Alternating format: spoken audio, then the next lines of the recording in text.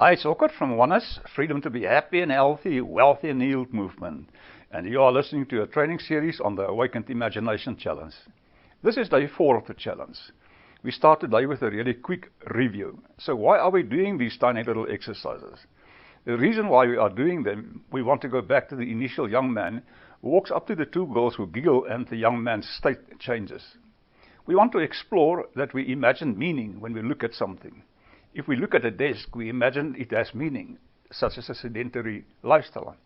If I look at my belly in the mirror, that has meaning. Well, it doesn't, but I can add meaning to it. I can imagine it means because of this belly, I lack discipline, or I can imagine that I am the kind of guy who really loves life and that have managed to pick up 5 kilograms over the winter. No big deal. We imagine meaning, and this impacts our state tremendously. So as we become more aware of the triggers, they could be visual triggers, looking at the belly in the mirror, or could be auditory triggers, like overhearing someone giggle, or they could be physical triggers. These physical triggers are some of the most fascinating ones because until you make the distinction, not just get it in your head, but fully experience the distinction between emotions and sensations, you'll have a rough time running your own states. So, today's lesson focuses solely on that, doing the same kind of practice we have done since we've started. These exercises are very simple, but very powerful with how they are going to change your life. I can't tell you how powerful they are. All you can do is discover it for yourself. We are going to notice physical sensations. Example, I notice my right hand is warmer than my left hand. I don't know what that means, but I could start imagining that it has meaning. Maybe that I have a circulatory problem, or maybe a drought is coming in from outside, which could mean that I am not taking care of my house, and I could imagine what that means. It starts with a sensation, and then we start adding in emotion, and emotion is part of the imagination. The sensation difference is that the right hand feels warmer than the left hand, and the emotions that shows up after that are a product of my imagination, literally of unconscious imaginal acts. In today's lesson, simply notice physical sensations. Example, my right hand is warmer than my left hand, and repeat the tiny little phrase like exercises we did. Example, this sensation does not mean anything. It does not mean what I imagine it does. It doesn't mean I have circulation problems or that I have not been taking care of my house well. It just means my left hand is colder than my right hand. That's all. It doesn't mean anything other than that the condition is my left hand is colder than my right hand. So returning back to the sensation, moving that flashlight of attention earlier into our experience stream. When moving this flashlight around, what we are training you to do is to escape these triggers. Because if the young man realized that it was not the girls giggling that made him feel uncomfortable, it was him imagining what it meant. First came the girls' giggles, then coming him imagining it meant they are making fun of me, they don't like me.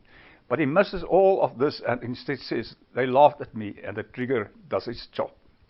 What we want to do is get before the trigger, and we do this by using the tiny phrase, this sensation does not mean anything. It does not mean that I imagine it does. Play with that, whatever sensation you have. If I scan my body, I could notice, say that my head feels a little tight. I don't know what that means, but I could go on, oh, it might mean that my blood pressure is elevated, which means I am not taking care of myself, and that I may run into problems with my doctor. Or it could mean that all that stuff, or I could just notice my head is a little tight, or that I just put on an elastic ball cap 10 minutes ago. I say this sensation doesn't mean anything. It is just indicative of something in the physical world, not a big deal. As you realize that the triggers are robbing you of your state, it's just like the attitude money experiment when you put 100 rand in your wallet and state the intention to double it every 7 days. So example, to 200 rand, then 400 rand, and so on until you achieve quite a stash of money. You can relate to doubling your money. See lessons on this exercise. And we are doing same things inside our minds right now. We are purposefully not squandering the state we have built up. I could squander that attitude money when the stash has grown to 500 rand by saying, wow, I have a great amount of money and I want to spend it, or I hope nothing comes up that will require me to spend it. Similarly, when I have a good state, the temptation is to spend or squander it. When you start to build up a decent amount of energy and vibration, the temptation is to say, in a young man and giggling girl example, the girls laughed, which must mean that they don't like me and are making fun of me, and then that state sinks. Or when I am in a really good state, pumped up about making a decent recording like this one, having fun even when I realize I exceeded 5 minutes, and then squandering it by saying something like my head hurts and maybe I need to take a nap because I am not taking care of myself. This is stuff we want to notice doing. And when you do notice that you are squandering your state like this, use this exercise and tell yourself, this sensation does not mean anything. It does not mean what I imagine it does. Play with that today for 3 minutes times 3 times. Sit and be still and listen to the recording a couple of times if you want to. Realize that emotions means you are adding auditory adjustment to the physical body sensations. And that is what we want to get away from a tiny bit. Do this and you get to live the adventure of a lifetime. Okay, that's it for now. See you tomorrow and remember to have fun.